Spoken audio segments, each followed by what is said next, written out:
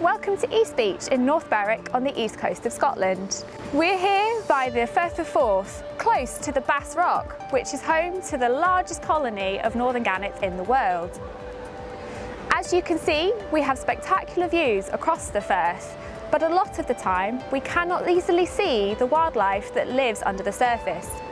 Here on the rocky shore, however, we can explore the rock pools when the tide is out and get a close-up look at the many species that live there, both plant and animal. Rocky shores can be found all over the country and are very diverse habitats, meaning they are home to lots and lots of different species. From large floppy seaweeds to tiny snails that crawl, crabs that scuttle and fish that swim, there's a wonderful variety of things to find. But why? Well, it's all to do with the fact that the tides rise up and fall down the shore twice a day. For sea creatures, whose bodies are designed for existence in salt water, being out of the sea can be a stressful time. So, the majority of life on the shore is found where it's wet and salty most of the time. But some have developed fascinating adaptations to cope with long periods out of the water. The low zone, the area closest to the sea, is much wetter and saltier than higher up the shore because the sea covers it for most of the day. Species that don't cope well in dry conditions, such as starfish and kelp, are only found in this part of the shore. Head away from the water, however, and you'll find completely different species. The further up the shore you go, the less time it spends underwater, so species need to have special adaptations to survive. Seaweeds, for example, can roll up to stop water loss, while sea snails use a special cover to seal the opening of their shell, a bit like a trapdoor. Rockpooling, the term used for exploring a rocky shore, allows us to see some of these amazing species for ourselves. Before we go out and see what we can find today, let's go over how to rockpool safely and responsibly.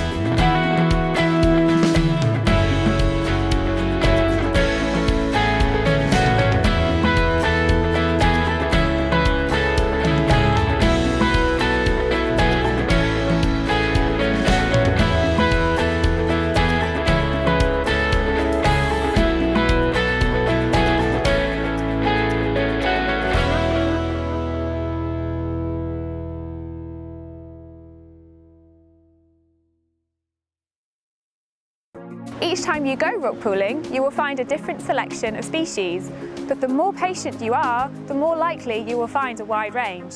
I expect that today we will definitely see plenty of seaweeds, limpets, barnacles and anemones, and if we're lucky, we may be able to find a starfish or a crab.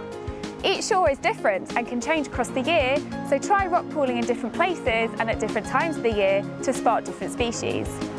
Right, it's time to go rockpooling. We're going to start at the lowest tide mark and work our way up the shore to avoid the incoming tide.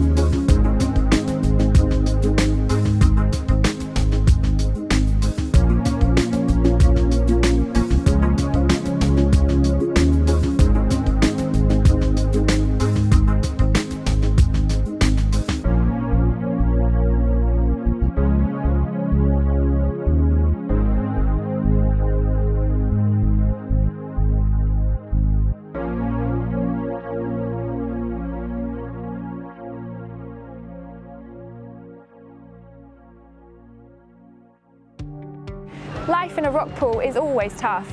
The animals that live there have to cope with variations in temperature, salt content and water depth. But on top of that, there are other human threats that cause them harm, such as pollution and climate change. Climate change, and change to the Earth's atmosphere and global weather patterns, is caused by excess carbon dioxide, a gas released from burning fossil fuels, becoming trapped in the atmosphere and absorbing more and more heat. This leads to a warming of our land and seas and affects the distribution of all marine life, from the very small plankton to the largest whales. A warmer ocean also is able to hold less oxygen, an essential ingredient for life.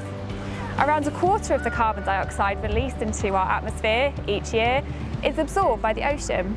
This causes problems too because seawater and carbon dioxide combine to form an acid in a process known as ocean acidification. As the ocean becomes more acidic, it weakens the skeletons of a range of organisms, from corals, shellfish and sea urchins to many plankton species. Acidification places more pressure on the natural systems and makes food chains at risk of collapse. Another well-known problem for marine life is plastic waste. Many plastic items can find their way into the sea and they take a very long time to break down. For example, a plastic bottle can take 450 years to break down. However, they never really disappear completely. They become smaller microplastics. Plastic is eaten by animals, gets tangled around their bodies and pollutes their homes. But there is good news. You can help the ocean in a number of ways. You can avoid single-use plastics such as plastic bags, bottles and straws. Many of these plastics can be replaced by reusable products such as reusable bags, travel mugs and paper straws. We all generate waste, but you can take steps to reduce, reuse, recycle and recover. Recycle as much as you can and recover rubbish by picking up litter or helping out at a beach clean. You can choose sustainably sourced food to help the food chains, or use public transport or cycling rather than taking car journeys to help reduce carbon emissions. Plus, you can help conserve species by taking part in citizen science projects. For example, you can record the number and location of species on the shore. You can see our diving pack for more information. Or you can also think about supporting environmental charity such as the Scottish Seabird Centre. Thank you for joining us for our rock pooling session today. I hope you enjoyed looking at the species we found. For more information for these species and other marine life in Scotland, visit our website www.seabird.org.